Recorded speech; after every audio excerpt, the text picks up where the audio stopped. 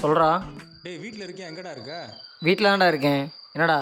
அப்போ வெட்டியாக தான் இருப்ப. சரி, வண்டி வெயிலில் நிற்கும், அதை உள்ளே ஏற்றி நிப்பாட்டிரு. உனக்கு வேறு வேலை மயிர் இல்லை. எப்போ பார்த்தாலும் வண்டி ஏற்றி இறக்குன்னு என் சீவனையை போட்டு வாங்கிட்டு இருக்க. அப்புறம் சும்மா சும்மா வண்டி இட்டு போக தெரியுதுல்ல. ஒரு தடவை வண்டி உள்ளே ஏற்றி நிப்பாட்டினா குறைஞ்சா போயிடுவ. காலங்காத்தால நீ தான்டா இட்டு போன. அப்போ நீ தான் வந்து நிறுத்தணும். என்னால் முடியாது. சரிடா வெண்ண, உள்ளே ஏற்றி நிப்பாட்டுறதுக்கு தானே கறி வலிக்குது. அப்போ போ, எழுத்து விட்டு மரத்தடியில்னாச்சும் வண்டி நிப்பாட்டி தொலை. ஆமாம், அவன் வீட்டு வாசலில் வண்டியை நிப்பாட்டினா நான் ஏதோ லாரியை நிப்பாட்டி அவன் வீட்டை மறைச்ச மாதிரி ஏன் கூட சண்டைக்கு வருவான். இதெல்லாம் எனக்கு தேவையா? ஏன்டா உள்ளவும் நிறுத்த மாட்டேன், நனல்ல நிறுத்துட்டானா அதுவும் பண்ண மாட்டேன். கொஞ்சம் வண்டியில் இனிமேல் கை வைடா, பார்த்துக்கிறேன். நானும் அப்பவும் சொல்லத்தக்கன நீ தான்டா வெளியே இருந்த மரத்தை வெட்டினேன். இப்போ தெரியுது அதோட அருமை என்னன்னு. வண்டியை நிறுத்த முடியுமா முடியாதாடா? சும்மா வென்று மாதிரி பேசிக்கிட்டு இருக்க. வண்டியை நிப்பாட்டுறதுக்கு எப்படி மரத்தை நல்லா தேட தெரியுதோ அதே மாதிரி மரம் இருக்கும்போது அது கொஞ்சம் தண்ணி ஊற்றவும் தெரிஞ்சிருக்கணும். புரியுதா? எப்பா சாமி, நீ வண்டியை நிறுத்தவே வேணாம், நானே வந்து பார்த்துக்கிறேன். வைடா போன.